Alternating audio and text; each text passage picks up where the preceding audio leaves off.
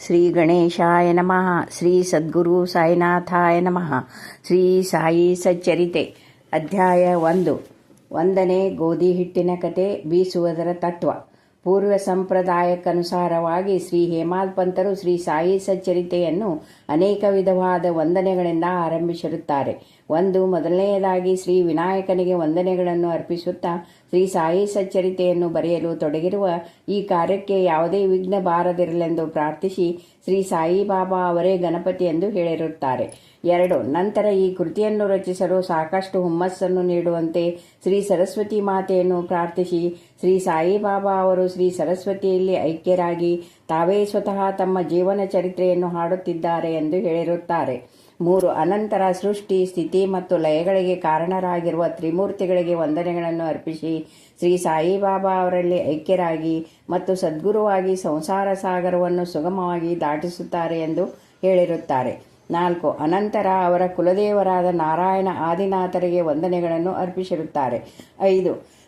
ಅನಂತರ ತಾವು ಜನಿಸಿದ ಗೋತ್ರದ ಮೂಲ ಪುರುಷರಾದ ಭಾರದ್ವಾಜ ಮುನಿಗಳಿಗೆ ಮತ್ತು ಯಾಜ್ಞವಲ್ಕ, ಭೃಗು, ಪರಾಶರ, ನಾರದ, ವೇದವ್ಯಾಸ, ಸನಕ, ಸನಂದನ, ಸನತ್ಕುಮಾರ, ಶುಕ, ಶೌನಕ, ವಿಶ್ವಾಮಿತ್ರ, ವಾಲ್ಮೀಕಿ, ವಾಮದೇವ, ಜೈಮಿನಿ, ವೈಶಂಪಾಯನ, ನವಯೋಗೀಂದ್ರ ಮುಂತಾದ ಮಹರ್ಷಿಗಳಿಗೂ ಮತ್ತು ನವಯೋಗಿಗಳಾದ ನಿವೃತ್ತಿ, ಜ್ಞಾನದೇವ, ಮುಕ್ತಾಬಾಯಿ, ಜನಾರ್ದನ, ಏಕನಾಥ, ನಾಮದೇವ, ತುಕಾರಾಮ, ಕನ್ಹಾ, ನರಹರಿ ಮೊದಲಾದವರಿಗೂ ಸಹ ವಂದನೆ ಅರ್ಪಿಸಿರುತ್ತಾರೆ. 6. ಅನಂತರ ತಮ್ಮ ಅಜ್ಜ ಸದಾಶಿವರಾವ, ಪಿತಾಮಹ ರಘುನಾಥರಾವ, ತಮ್ಮನ್ನು ಬಾಲ್ಯದಲ್ಲಿಯೇ ಬಿಟ್ಟು ಅಗಲಿದ ಮಾತಾರತ್ನ, ತಮ್ಮನ್ನು ಸಾಕಿ ಸೊಳೆಯದ ಅತ್ತೆ ಮತ್ತು ಪ್ರೀತಿಯ ಅಗ್ರಜರಿಗೆ ವಂದನೆ ಅರ್ಪಿಸಿರುತ್ತಾರೆ.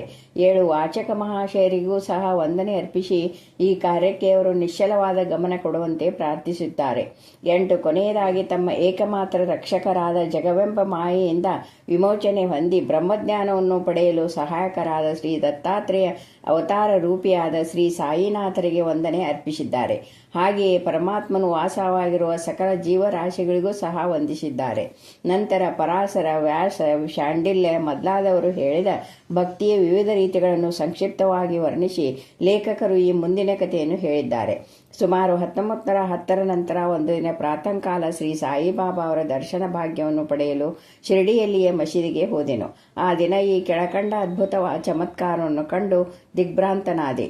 ಶ್ರೀ ಸಾಯಿಬಾಬಾ ತಮ್ಮ ಮುಖವನ್ನು ತೊಳೆದುಕೊಂಡ ನಂತರ ಗೋಧಿಯನ್ನು ಬೀಸಲು ತಕ್ಕ ಸಿದ್ಧತೆಯನ್ನು ಮಾಡಿಕೊಂಡು ಹಿಡಿಯಾಗಿ ಗೋಧಿಯನ್ನು ಬೀಸುವ ಕಲ್ಲಿನೊಳಗೆ ಹಾಕಿ ಬೀಸುತ್ತಾ ಕುಳಿತರು.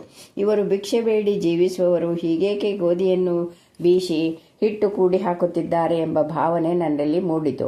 ಅಲ್ಲಿ ನೆರೆದಿದ್ದ ಅನೇಕರಲ್ಲಿಯೂ ಸಹ ಈ ಭಾವನೆ ಇತ್ತು. ಆದರೂ ಬಾಬಾ ಅವರನ್ನು ಕೇಳುವ ಧೈರ್ಯ ಯಾರಿಗೂ ಇರಲಿಲ್ಲ.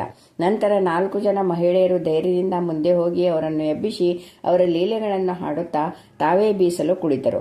ಬಾಬಾ ಮೊದಲು ಕೋಪಗೊಂಡರು. ನಂತರ ಅವರ ಪ್ರೀತಿ, ಭಕ್ತಿ, ವಾತ್ಸಲ್ಯಗಳಿಗೆ ಮನಸೋತು ಮುಗುಳ್ನಗೆ ಬೀರುತ್ತಾ ಕುಳಿತರು. ಅವರು ಬೀಸುತ್ತಾ ಬಾಬಾ ಅವರಿಗೆ ಮನೆಯಾಗಲಿ, ಮಠವಾಗಲಿ, ಆಸ್ತಿ ಪಾಸ್ತಿಗಳಾಗಲಿ, ಮಕ್ಕಳು ಮರಿಗಳಾಗಲಿ ಇಲ್ಲ, ಜೋಪಾನ ಮಾಡಲು ಸಹ ಯಾರೂ ಇಲ್ಲ, ಭಿಕ್ಷಾಟನೆಯಿಂದ ಕಾಲ ನೂಕುತ್ತಿದ್ದಾರೆ, ರೊಟ್ಟಿ ಮಾಡಲು ಹಿಟ್ಟು ಬೇಕಾಗಿಲ್ಲ, ಇವರಿಗೆ ಏಕೆ ಇಷ್ಟೊಂದು ಹಿಟ್ಟು, ಬಹುಶಃ ದಯಾಳುವಾದ ಇವರು ನಮಗೆ ಈ ಹಿಟ್ಟನ್ನು ಹಂಚಬಹುದು ಎಂದು ನಾನಾ ವಿಧವಾಗಿ ಯೋಚಿಸುತ್ತಾ ಎಲ್ಲವನ್ನು ಬೀಸಿ ಮುಗಿಸಿ ಹಿಟ್ಟನ್ನು 4 ಭಾಗ ಮಾಡಿ ಹಂಚಿಕೊಂಡು ತೆಗೆದುಕೊಂಡು ಹೋಗಲು ಸಿದ್ಧರಾದರು. ಇದನ್ನು ನೋಡಿ ಅಲ್ಲಿಯವರೆಗೂ ತಾಳ್ಮೆಯಿಂದ ಇದ್ದ ಬಾಬಾ ಒಮ್ಮೆಲೆ ಕೋಪಗೊಂಡು, ಮಹಿಳೆಯರೇ, ನಿಮಗೇನು ಹುಚ್ಚು ಹಿಡಿಯಿತೆ? ಯಾರ ಅಪ್ಪನ ಆಸ್ತಿ ಎಂದು ಹಿಟ್ಟು ದೋಚಿಕೊಂಡು ಹೋಗುತ್ತಿದ್ದೀರಿ? ನಾನೇನಾದರೂ ನಿಮ್ಮ ಮನೆಯಿಂದ ಗೋಧಿಯನ್ನು ಎರವಲಾಗಿ ತಂದಿರುವೆನೆ? ಈಗ ಹಿಟ್ಟು ತೆಗೆದುಕೊಂಡು ಹಳ್ಳಿಯ ಗಡಿಯ ಸುತ್ತಲೂ ಒಗೆದು ಬನ್ನಿರಿ ಎಂದರು. ಈ ಮಾತನ್ನು ಕೇಳಿ ಅವರು ಗಾಬರಿಗೊಂಡು ತಮ್ಮಲ್ಲಿಯೇ ಪಿಸುಗುಟ್ಟುತ್ತಾ ಬಾಬಾ ಅವರ ಆಜ್ಞಾನುಸಾರವಾಗಿ ಹಿಟ್ಟನ್ನು ಹಳ್ಳಿಯ ಸುತ್ತಲೂ ಚೆಲ್ಲಿ ಬಂದರು. ಆಗ ನಾನು ಬಾಬಾ ಹೀಗೇಕೆ ಮಾಡಿದರು ಎಂದು ಶಿರಡಿವಾಸಿಗಳಲ್ಲಿ ಪ್ರಶ್ನಿಸಿದೆ. ಅವರು ಕಾಲ್ರಾ ಅಂಟಜಾಡ್ಯವು ಹಳ್ಳಿಯಲ್ಲಿ ಹರಡಿದೆ, ಅದಕ್ಕೆ ಇದು ಬಾಬಾ ಅವರ ಚಿಕಿತ್ಸೆ. ಹಿಟ್ಟು ಮಾಡಿ ಚೆಲ್ಲಿದುದು ಗೋಧಿಯನ್ನಲ್ಲ, ಕಾಲ್ರಾ ಕ್ರಿಮಿಗಳನ್ನು ಪುಡಿ ಮಾಡಿ ಹಳ್ಳಿಯಿಂದ ಆಚೆಗೆ ಚೆಲ್ಲಿದ್ದಾರೆ.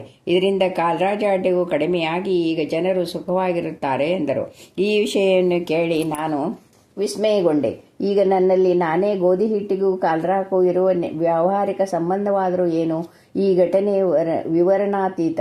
ನಾನು ಬಾಬಾ ಅವರ ಲೀಲೆಗಳ ಬಗ್ಗೆ ಬರೆಯಲೇಬೇಕು. ಮತ್ತು ಅವರ ಮಧುರ ಲೀಲೆಗಳನ್ನು ಮನದನಿಯುವಂತೆ ಹಾಡಲೇಬೇಕು ಎಂದು ಯೋಚಿಸಿದಾಗ ನನ್ನ ಹೃದಯದಲ್ಲಿ ಸಂತೋಷ ತುಂಬಿ ತುಳುಕಾಡಲು ಪ್ರಾರಂಭವಾಯಿತು. ಈ ರೀತಿ ಸಾಯಿ ಸಚ್ಚರಿತೆ ಬರೆಯಲು ನನಗೆ ಸ್ಫೂರ್ತಿ ಬಂದಿತು. ಬಾಬಾ ಅವರ ಕೃಪಾದೃಷ್ಟಿ ಮತ್ತು ಆಶೀರ್ವಾದದ ಫಲದಿಂದ ಈ ಕೆಲಸ ಯಶಸ್ವಿಯಾಗಿ ಮುಗಿಯಿತು ಎಂಬುದನ್ನು ನಾವು ಬಲ್ಲೆವು. ಬೀಸುವುದರ ತತ್ವ. ಈ ಮೇಲ್ಕಂಡ ಘಟನೆಗೆ ಶಿರಡಿ ನಿವಾಸಿಗಳು ಕೊಟ್ಟ ಅರ್ಥವಲ್ಲದೆ ಈ ಮಹೋನ್ನತ ತತ್ವದರ್ಶನವು ಅದರ ಮತ್ತೊಂದು ಅರ್ಥವಾಗಿದೆ. ಸಾಯಿಬಾಬಾ ಶಿರಡಿಯಲ್ಲಿ ಸುಮಾರು 60 ವರ್ಷಗಳ ಕಾಲ ವಾಸಿಸಿದ್ದರು. ಈ ಕಾಲದಲ್ಲಿ ಅವರು ಈ ತರದ ಬೀಸುವಿಕೆ ಕಾರ್ಯವನ್ನು ಪ್ರತಿದಿನವೂ ಮಾಡುತ್ತಿದ್ದರು. ಅವರು ಬೀಸುತ್ತಿದ್ದುದು ಬರೀ ಗೋಧಿಯನ್ನಲ್ಲ, ಅಸಂಖ್ಯಾತ ಭಕ್ತರ ಪಾಪಗಳನ್ನು ಮತ್ತು ಅವರ ಮಾನಸಿಕ ಹಾಗೂ ದೈಹಿಕ ಜಿಗುಪ್ಸೆಗಳನ್ನು. ಕಾರಣ, ಈ ಬೀಸುವ ಕಲ್ಲುಗಳು ಕರ್ಮ ಮತ್ತು ಭಕ್ತಿಯನ್ನು ಸೂಚಿಸುತ್ತವೆ. ಮೇಲಿನ ಕಲ್ಲು ಕರ್ಮವನ್ನು, ಕೆಳಗಿನ ಕಲ್ಲು ಭಕ್ತಿಯನ್ನು ಸೂಚಿಸುತ್ತವೆ. ಬೀಸುವ ಕಲ್ಲಿನ ಹಿಡಿಯೇ ಜ್ಞಾನ. ನಮ್ಮನ್ನು ನಾವು ಸಂಪೂರ್ಣವಾಗಿ ಅರಿತುಕೊಳ್ಳಬೇಕಾದರೆ ನಮ್ಮಲ್ಲಿರುವ ಪಾಪ, ಅಸೂಯೆ, ಆಶೆ ಮತ್ತು ಸತ್ವ, ರಜಸ್ಸು, ತಮಗುಣಗಳನ್ನು, ಅಹಂಕಾರಗಳನ್ನು ಬೀಸುವುದರಿಂದ ಹೊರದೂಡಬೇಕು.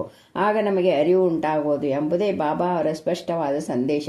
ಬೀಸುವ ಕಲ್ಲಿನಲ್ಲಿ ಸಿಕ್ಕ ಕಾಳುಗಳಂತೆ ಈ ಭವಚಕ್ರದಲ್ಲಿ ಸಿಕ್ಕು ನಾನಾ ವೇದನೆಯನ್ನು ಅನುಭವಿಸಬೇಕಾಗಿದ್ದರಿಂದ ನಾನು ಅಳತೊಡಗಿದ್ದೇನೆ ಎಂದು ಒಮ್ಮೆ ಕಬೀರರು ಕಾಳು ಬೀಸುತ್ತಿದ್ದ ಒಬ್ಬ ಮಹಿಳೆಯನ್ನು ನೋಡಿ ತಮ್ಮ ಗುರುಗಳಾದ ನಿರ್ತಿ ರಂಜನರಿಗೆ ಹೇಳಿದರು. ಆಗ ನಿರ್ತಿ ರಂಜನರು, ಅಂಜಬೇಡ, ನಾನು ಹಿಡಿದಂತೆ ನೀನು ಸಹ ಈ ಚಕ್ರಕ್ಕೆ ಇರುವ ಜ್ಞಾನವೆಂಬ ಮೇಟೆಯನ್ನು ಭದ್ರವಾಗಿ ಹಿಡಿದುಕೋ.